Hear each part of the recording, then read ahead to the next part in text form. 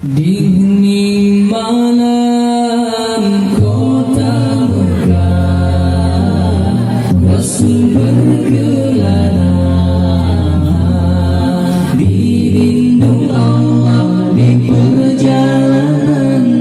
Di situ sejarah hijrah Rasulullah bermula menuju kota Madinah yang menjanjikan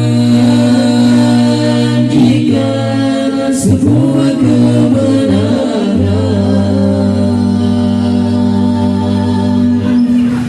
Dikejar musuh di belakang, sembunyi di gua Sur, dipelihara keselamatan, menguji kesetiaan seorang sahabat, bersandar pada mukjizat Nabi.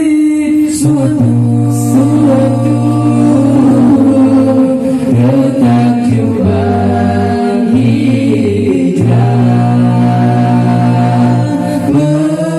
perjuangan demi kebenaran,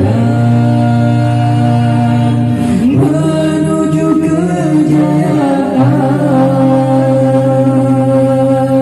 Berhijrah menyusun langkah yang lebih teratur, merancang perjuangan.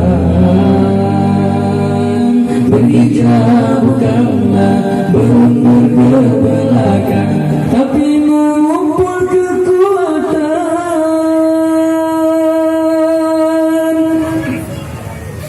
Dingin malam kota Mekah, Rasul berkelana,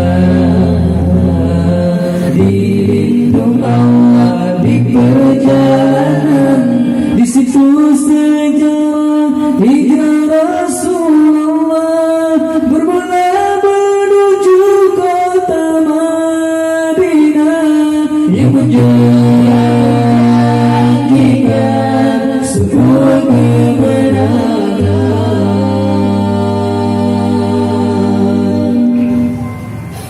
Dikejar musuh di belakang, sembunyi di gua Sur, dipelihara keselamatan, menguji kesetiaan seorang sahabat, bersandar pada mukjizat Nabi.